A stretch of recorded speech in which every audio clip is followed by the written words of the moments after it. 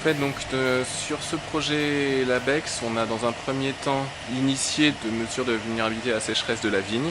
On a mis en évidence donc, par un rayonnement synchrotron la vulnérabilité, l'embolisation des tissus du xylème avec des imageries et rayons X, et on a vu que lorsqu'on réhydratait des plantes vignes, elle était capable de résorber cette embolie, donc de re-remplir des vaisseaux qui étaient précédemment remplis d'air par de la sève.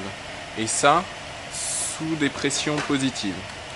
Et donc, pour caractériser ça un peu plus finement, et aussi parce qu'on n'a pas forcément accès à des rayonnements synchrotrons tous les jours, on a voulu développer de nouveaux types de capteurs pour mesurer de manière non invasive ces dynamiques de pression, tension au sein de la colonne d'eau chez la vigne soumise à un stress hydrique. Donc, à l'appui du travail précédent qu'on vient de publier dans Plan de physiologie, on a développé des synergies entre différents partenaires au sein du LABEX Côte, donc des partenaires qui sont plutôt spécialisés dans la viticulture, donc l'UMR-EGFV, Ecophysiologie et génomique fonctionnelle de la vigne, avec Grégory Gambetta notamment. Des partenaires au sein d'ISPA, Interaction Sol-Plante-Atmosphère, donc Jean-Christophe Demecq notamment, plus spécialisé dans le fonctionnement hydraulique, et également Sylvain Delzon à Biogéco, également spécialisé dans le fonctionnement hydraulique. À partir de ces compétences, on a pu développer donc, des situations expérimentales et des mesures fines sur la vigne pour mieux comprendre le fonctionnement de cette espèce qui, en fait, a un comportement très différent des espèces qu'on a l'habitude d'étudier, donc que ce soit des arbres ou des herbacées. En effet, donc c'est une liane qui est sujet donc à de multiples controverses. Donc il y a des gens qui estiment qu'elle est très sensible à la sécheresse. Elle va emboliser très rapidement. En fait, on croit que c'est plutôt un artefact de mesure dû au fait de couper les vaisseaux, qui donc dès qu'ils sont coupés se remplissent d'air, et on mesure des vaisseaux qui normalement ne sont pas remplis d'air en fonctionnement normal.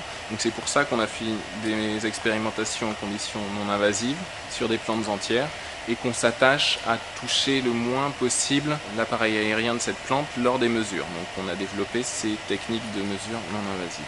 Donc on se base sur 4 différents types de capteurs. Donc on a une mesure de la transpiration par les balances donc, de cette plateforme Bordeaux.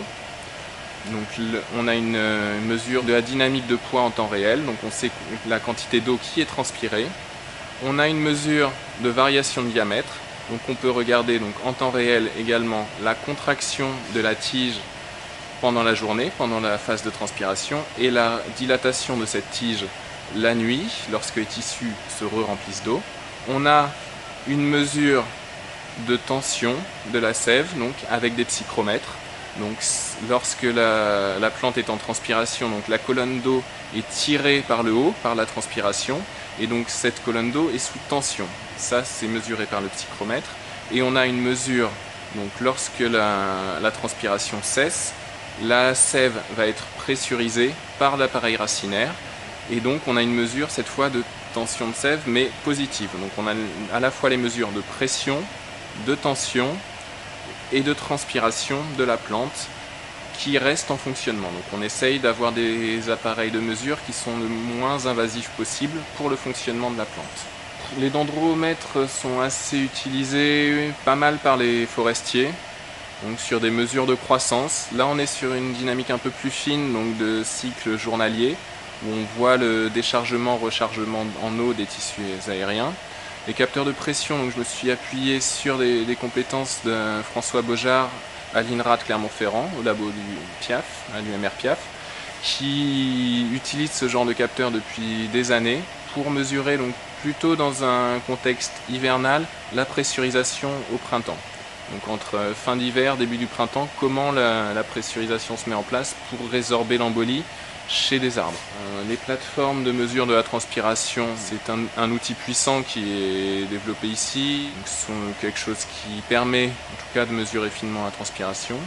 Et les psychromètres aussi sont en plein développement du fait des doutes qu'on a à mesurer le potentiel de tige, donc de la tige et pas de la feuille, à un instant T.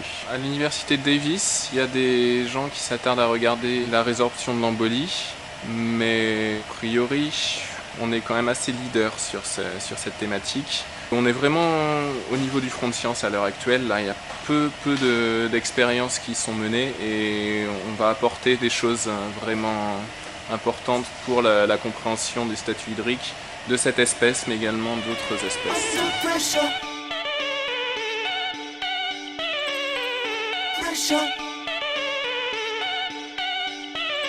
Under pressure.